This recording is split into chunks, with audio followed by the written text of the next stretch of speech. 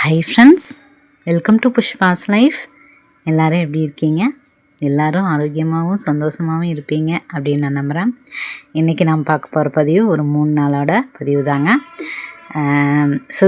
சுதந்திர தினத்தன்னைக்கு வர வேண்டிய பதிவு தான். பார்த்திங்கன்னா லேட் ஆயிடுச்சு. வீடியோ முழுமையாக பாருங்கள். 3 நாள் கொடுக்க வேண்டிய பதிவு தான் கொடுத்துருக்கேன். பிடிச்சிருந்ததுன்னா மறக்காமல் ஒரு லைக் பண்ணிவிட்டு சப்ஸ்கிரைபும் பண்ணிவிட்டு எனக்குமே ஒரு சப்போர்ட் பண்ணிடுங்க. சரி வாங்க இன்றைக்கி வீடியோக்குள்ளே போயிடலாம். இறை நம்பிக்கைக்கும் நம்மளோட தேசப்பற்றுக்கும் ஒரு தொடர்பு இருக்குதுங்க. அதை பற்றி தான் இன்றைக்கி நான் உங்கள் கூட ஷேர் பண்ணிக்க போகிறேன். கண்டிப்பாக இந்த பதிவு பார்த்து முடிக்கும்போது உங்களுக்கு உங்களுடைய அகக்கண்ணை திறக்கக்கூடிய ஒரு பதிவாகவும் இது அமையும் அப்படின்னு சொல்லலாம். சரி வாங்க வீடியோக்குள்ளே போயிடலாம். 3 நாளத்தோட வீடியோ தான் அப்படியே வீடியோவில் வரும். அப்படியே பாட்டே உங்கள் கூட நான் இன்றைக்கி பேச போகிறேன். சுதந்திர தினத்தன்னைக்கு பார்த்தீங்க அப்படின்னா எல்லாத்து மாதிரியும் ஒரு தேசிய கொடியை கொத்திக்கிட்டு எல்லாத்துக்கும் ஹாப்பி இண்டிபெண்டன்ஸ் டேன்னு சொல்லிக்கிட்டு அதுக்கப்புறம் பார்த்திங்கன்னா ஸ்கூலுக்கோ இல்லைன்னா அந்த மாதிரி செலிப்ரேட் பண்ணுறதில் பார்த்திங்கன்னா இந்த வருஷம் எனக்கு கொஞ்சம் விருப்பம் இல்லாமல் இருந்ததுங்க. இது மட்டும்தான் நம்ம செய்ய வேண்டிய ஒரு கடமையா அப்படிங்கிற மாதிரி இருந்தது. நம்ம தேசத்துக்காக எத்தனையோ தலைவர்கள் பார்த்திங்க அப்படின்னா சுதந்திரத்துக்காக அவ்வளோ கஷ்டப்பட்டு போராடி பார்த்திங்கன்னா நம்மளுக்கு அந்த சுதந்திரத்தை நம்மளுக்கு வாங்கி கொடுத்துருக்காங்க. அதுக்கு எத்தனை உயிர்கள் பலியாக இருக்குது அப்படின்னு சொல்லி உங்களுக்குமே தெரியும். அது பார்த்திங்கன்னா நம்ம ஒரு நாளில் ஈஸியாக கொண்டாடிடுறோம். அது பார்த்திங்கன்னா அதுக்காக நாம் என்ன பண்ண முடியும் அப்படிங்கிறத, அதாவது உண்மையான சுதந்திரம் அப்படிங்கிறது எதில் இருக்குது அப்படிங்கிறத பற்றி எனக்குமே ஒரு யோசனை வந்துச்சு. சரி அதை தான் இன்றைக்கி அப்படி அந்த யோசனையில் இருக்கும்போது என் கண்லேயுமே சில விஷயங்கள்லாம் பட்டுச்சுங்க. நான் படிச்சிருந்தேன். அதை தான் இன்றைக்கி நான் கூட ஷேர் பண்ணிக்க போகிறேன். உண்மையான சுதந்திரம் அப்படிங்கிறது நாம் ஒரு நல்ல விஷயங்களை நம்ம செய்யக்கூடிய ஒரு சுதந்திரமாக நல்ல செயல்களை செய்யறதுக்கு சுதந்திரம் இருக்குதா அப்படிங்கிறது தாங்க நம்ம செய்யக்கூடிய உண்மையான சுதந்திரங்கிறது. அதுதான் இப்போ பார்த்திங்கன்னா நாம் இன்றைய காலத்துக்கு ஏற்ற மாதிரி நாகரிகத்துக்கெல்லாம் ஆடம்பரத்துக்கு மாறிட்டுருக்குறோம். ஆடம்பரம் இல்லாத ஒரு சுயநலம் இல்லாத நாட்டுக்காகவும் சரி மற்றவங்களுக்காகவும் பார்த்திங்கன்னா நாம் சில விஷயங்கள் செய்யணும் அப்படின்னு சொல்லி சில விஷயங்கள்லாம் எனக்கு தோணுச்சு. இப்போது நடக்கிற சம்பவங்களையெல்லாம் பார்த்திங்க அப்படின்னா பெண்களுக்கு இழைக்கக்கூடிய அந்த அநீதியாக இருக்கலாம், இல்லை இந்த போதைப் பொருள்களாக இருக்கலாம், இந்த மாதிரி நிறைய விஷயங்கள் ஆடம்பரமான விஷயங்களாக இருக்கலாம். இந்த 2-3 நாளாக பார்த்தீங்க அப்படின்னா ஏகப்பட்ட டிஸ்டர்பன்ஸுங்க. இப்போ கூட நான் தம்பியை கொஞ்சம் நேரம் பாப்பா பார்த்துக்கு தம்பி, நான் ஒரு வீடியோ பேசிட்டு வந்துடுறேன் அப்படின்னு சொல்லிடுதாங்க. இப்போவுமே நான் இது பண்ணிக்கிறேன்.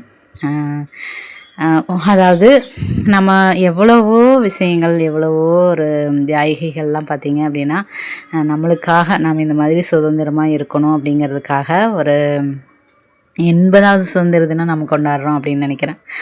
ஒரு 80 வருஷத்துக்கு முன்னாடியே பார்த்திங்க அப்படின்னா அவங்க நம்ம இப்படி சுதந்திரமாக இருக்கணும் அப்படிங்கிறதுக்காக தான் அவங்களோட உயிர்களை எல்லாம் தியாகம் செய்து எவ்வளவோ விஷயங்களையெல்லாம் அடி வாங்கி வாங்கி அப்புறம் சிறையில் இருந்து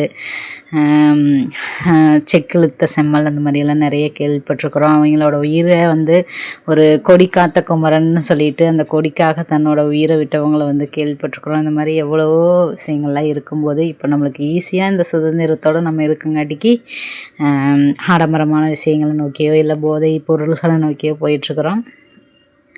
அந்த மாதிரி இல்லாமல் இதெல்லாமே பார்த்திங்கன்னா ஆடம்பரம், ஒரு போதைப் பொருளுக்காக அடிமையாகிறது, இதெல்லாமே நம்மளோட சுயநலத்துக்காக பண்ணுறது தான் இல்லைங்களா? அதையெல்லாம் விட்டுட்டு கொஞ்சம் பொதுநலமாக யோசித்தோம் அப்படின்னா நம்மளோட வீடும் நம்மளோட நாடும் நல்லாயிருக்கும். அதுக்கு நாம் செய்ய வேண்டியது பார்த்திங்க அப்படின்னா நம்ம ஈஸியாக செய்யக்கூடியது அப்படின்னா அந்த கடவுள் பக்தி தான். இறை நம்பிக்கையோக்கும் அந்த தேசப்பற்றுக்குமே ஒரு தொடர்பு இருக்குது அப்படின்னே சொல்லலாம். நம்ம நாடு பார்த்திங்க அப்படின்னா ஒரு அற்புதமான ஒரு நாடுன்னு தான் சொல்ல முடியும். ஒரு கலாச்சாரத்துலேயே இருக்கலாம், பண்பாடுலேயே இருக்கலாம், வந்தாரை வாழ வைக்கும் தமிழகம்னு சொல்லுவாங்க. அந்த மாதிரி ஒரு புண்ணிய நதிகள் சரி, ஆறுகள் ஓடக்கூடிய ஒரு நாடு, நிறைய ஞானிகள் யோகிகள்லாம் இருக்கக்கூடியது, ஒரு விஞ்ஞானத்துலேயும் சரி, ஒரு செல்வ வளம், ஒரு இயற்கை வளத்துலையா இருக்கலாம், எல்லாத்துலேயுமே வந்து ஒரு எப்படி சொல்கிறது, எல்லா நாட்டுக்குமே ஒரு முன்னோடியான நாடு அப்படின்னு தான் நம்மளோட நாட்டை வந்து சொல்ல முடியும். அந்த மாதிரி இருக்கக்கூடிய நம்ம நாட்டில் புண்ணிய பூமியில் தான் நம்ம பிறந்திருக்கோம் அப்படின்னு சொல்ல முடியும். அதுக்கு நாம் என்ன பண்ணணும் அப்படின்னா, நாட்டுப்பற்றோடு இருக்கணும் அப்படின்னா நம்ம அந்த தேசிய கொடியை வந்து பாதுகாப்பாக வச்சுருந்தாவே போதும் அப்படிங்கிறது தாங்க உண்மையான விஷயம். இப்போ தேசிய கொடி வந்து நம்ம வீட்டில் இருந்தது அப்படின்னா அதை எப்படி பயன்படுத்தணும் அப்படின்னு கூட தெரியாமல் நிறைய பேர் இருப்போம். நாம் எப்படி ஒரு தங்கத்தையோ வைரத்தையோ ஒரு பீரோக்குள்ளே வந்து பத்திரமா வச்சு பாதுகாப்போமோ அதே மாதிரி தான் நம்மளோட தேசிய கொடியும் பாதுகாக்கணும். அந்த மாதிரி தேசிய கொடியை வந்து நம்ம பாதுகாக்கிறதுக்கு முயற்சி பண்ணோம் அப்படின்னாவே நம்மளோட தேசத்துக்கு நாம் செய்யக்கூடிய விஷயங்கள்லாம் என்னென்ன அப்படிங்கிறது தெரிய வரும். நம்ம ஆடம்பரத்தையோ ஒரு சுயநலத்தையோ நோக்கி போகாமல் ஒரு காலையில் நம்ம எழுந்திருக்கிறோம் அப்படின்னா அது வந்து சும்மா நம்ம எழுந்திரிச்சிட்டு ஒரு ஜாலியாக ஒரு பாட்டு கேட்டோ இல்லை எப்படி சொல்கிறது, ஒரு பொழுதுபோக்கியும் நம்மளோட வந்து அந்த நாளை வந்து முடிச்சுக்காமல் நம்மளோட ஆரோக்கியத்துக்காகவும் ஒரு இறை நம்பிக்கையோட நம்மளோட நாட்டோட பண்பாடு அப்படின்னே பார்த்திங்கன்னா ஆன்மீகமும் சரி எல்லாமே ஒன்றுக்கொன்று தொடர்புடைய தான். இயற்கையும் ஆன்மீகமும் பார்த்திங்க அப்படின்னா எல்லாமே ஒன்றுக்கொன்று அறிவியல் பூர்வமாக தான் இருக்கும். அதையெல்லாம் நம்மளோட நாட்டோட கலாச்சாரத்தை வந்து கொஞ்சம் நம்ம வந்து பழக்கப்படுத்திட்டு நம்மளையும் சரி இந்த போதைப் பொருள்கள்லையோ அதில் இருந்தெல்லாம் நம்ம வந்து நம்மளை விடுவிச்சுக்கணும் அப்படின்னா இந்த ஆன்மீக பாதை வந்து நம்மளுக்கு வந்து சரியான ஒரு வழிகாட்டியாக இருக்கும். அதையெல்லாம் நம்ம வந்து செஞ்சுட்டு ஒரு ஆடம்பரம் இல்லாத எளிமையான வாழ்க்கையை வாழ்ந்துட்டு ஒரு பாட்டில் கூட வரும், தேவைக்கு போக இருக்கிறதெல்லாம் தெய்வத்துக்கு தான் அப்படின்னு சொல்லுவாங்க. நம்ம தெய்வத்துக்கு கொடுக்குறோமே இல்லையோ தேவைக்கு நம்ம யூஸ் பண்ண பழகிட்டோம் அப்படின்னாவே அது வந்து மற்றதெல்லாம் நான் எல்லாத்துக்குமே பயன்படுற மாதிரி இருக்கும். இன்னும் நிறைய விஷயங்களை வந்து நான் சொல்லணும்னு ஆசைப்பட்றேன். அந்த மாதிரி அப்படி நான் வந்து இதை பற்றியெல்லாம் யோசிக்கும் போது தான் பார்த்திங்க அப்படின்னா நான் வந்து லைப்ரரி போயிருந்தேங்க. அங்கே வந்து ஒரு புக்கு வந்து கண்ணில் பட்டுச்சு, சிவ ஒளி அப்படின்னு சொல்லிட்டு ஒரு புக்கு. சிவனை பற்றி வந்து அவ்வளோ அருமையாக சொல்லியிருந்தாங்க. இடையிலேயே வந்து அந்த சிவன் அந்த புக்கில் வந்த விஷயங்களையெல்லாம் நான் வந்து ஷேர் பண்ணியிருக்கிறேன், நீங்களுமே அதை பாருங்கள். இந்த வெங்காயம் பார்த்திங்க அப்படின்னா இந்த ஒரு விஷயத்தை நான் வந்து சொல்லிடுறேன். இந்த வெங்காயத்தில் பார்த்திங்கன்னா இந்த கருப்படிச்ச மாதிரி வருது இல்லைங்களா, அதெல்லாம் ஃபுல்லாமே ஒன்று கழுவிடணும், இல்லைன்னா அந்த தோலை ஃபுல்லாக எடுத்துட்டு யூஸ் பண்ணுங்கள். இந்த கருப்பு நிறமாக இருக்குது பார்த்திங்களா, அதில் வந்து நிறைய வந்து வைரஸ் மாதிரி கிருமிகள் மாதிரி இருக்குது. இப்போ நான் பேசும்போது கூட பார்த்தீங்கன்னா அந்த பீஸ்காரர் தாங்க 2 தடவை வந்துட்டாங்க, வந்து பீஸை கொடுத்துட்டு வந்து வெட்ட சொல்லிகிட்ருக்காங்க. அந்த இதுலேயும் நான் வந்து இதை வந்து ஷேர் பண்ணிக்கிறேன்.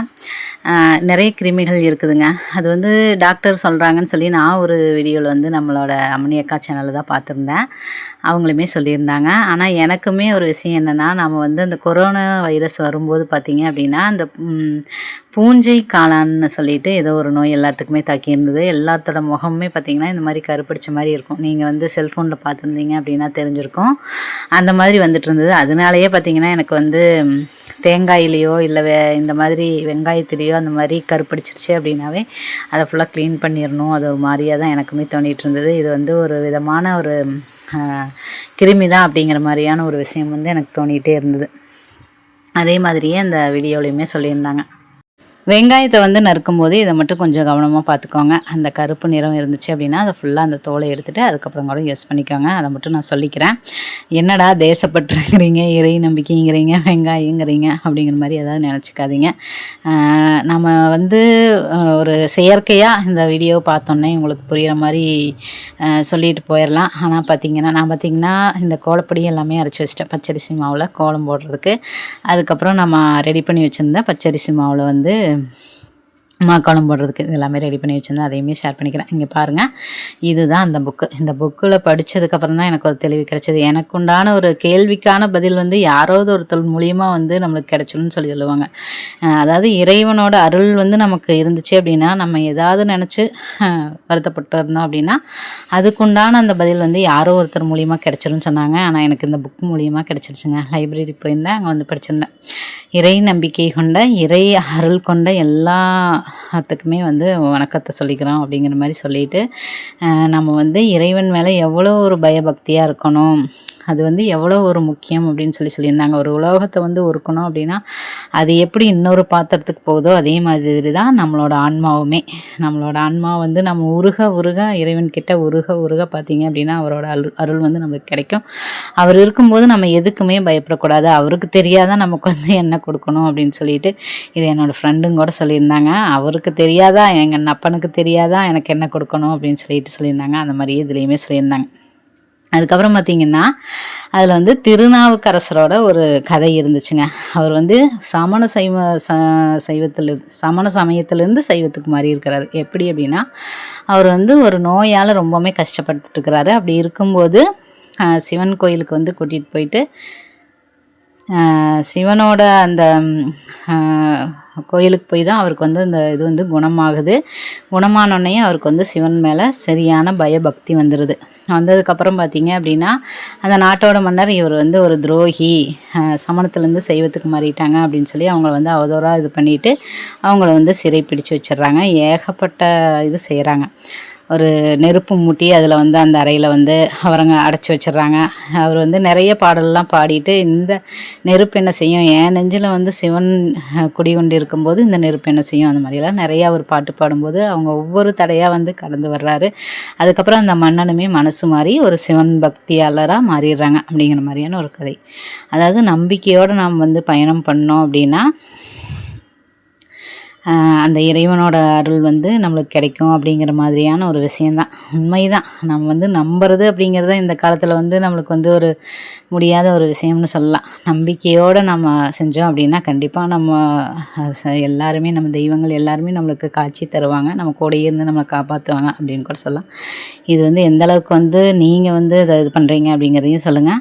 அதுக்கப்புறம் பார்த்திங்கன்னா தேசிய கொடி பற்றி நான் சொல்லியிருந்தேன் இல்லைங்களா, அதுவுமே இருந்தது. தேசிய கொடியை வந்து நம்ம எந்த மாதிரி பத்திரமா பார்த்துக்கணும் அப்படிங்கிற மாதிரி, அதை பார்த்துக்கிட்டோம் அப்படின்னாவே தேசத்து மேலே நம்மளுக்கு பற்று வந்துடும் அப்படிங்கிற மாதிரி சொல்லியிருந்தாங்க.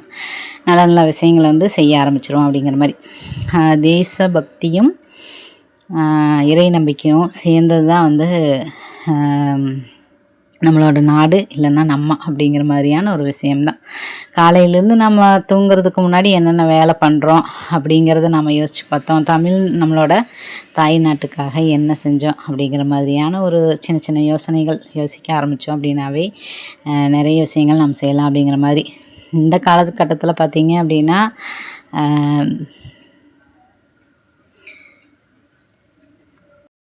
நம் நாடு பார்த்திங்க அப்படின்னா எல்லா பொருளாதாரத்திலையும் சரி, இல்லை ஒரு எல்லை பாதுகாப்பாக இருக்கலாம். இப்போ கூட சிந்தூர் அப்படிங்கிற சொல்லி ஒரு இது கேள்விப்பட்டிருப்பீங்க. இராணுவத்தால் வந்து நம்மளோட அந்த தீவிரவாதிகள்லையெல்லாம் அழிக்கப்பட்ட அந்த சம்பவம், நம்மளை தாக்கினவங்களை வந்து திருப்பி தாக்கிய ஒரு இதுதான் அது. இது நாள் வரைக்கும் நடக்காத ஒரு விஷயம்னு கூட சொல்லியிருந்தாங்க. அந்த மாதிரி நிறைய விஷயத்தில் சிறந்து விளங்குது. அதுக்கு நாம் வந்து நம்மளோட இறை நம்பிக்கையோட நம்மளோட தாய் நாட்டை என்றைக்குமே விட்டு கொடுக்கக்கூடாது, என்றைக்குமே நேசிக்கணும் அப்படிங்கிற மாதிரியான ஒரு விஷயம்தான். இந்த பதிவு கண்டிப்பாக நான் சொல்லும்போது உங்களுக்கு நிறைய விஷயங்கள் வந்து உங்களுக்கு புரிஞ்சிருக்கும் அப்படின்னு சொல்லி நான் நம்புகிறேன். நம்ம ஒவ்வொருவருமே பார்த்திங்கன்னா நம்ம தாய் நாட்டையும் சரி, நம்மளுடைய கொடியையும் சரி நேசிக்கணும்.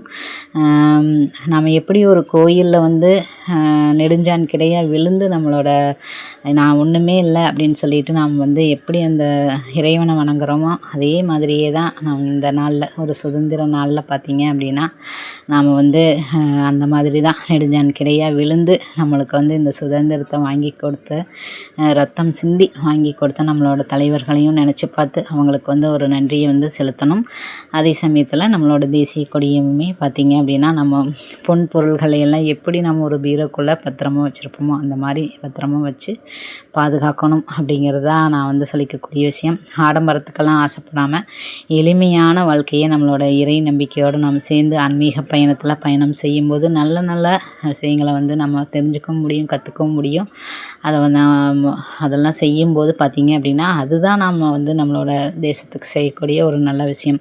ஒரு நல்ல விஷயத்தை செய்கிறதுக்கு நம்மளுக்கு எப்போ ஒரு சுதந்திரம் இருக்குதோ அப்போ தான் வந்து உண்மையான சுதந்திரத்தில் வந்து நம்ம அடைஞ்சிட்டோம் அப்படிங்கிறது தான் உண்மையான விஷயம்.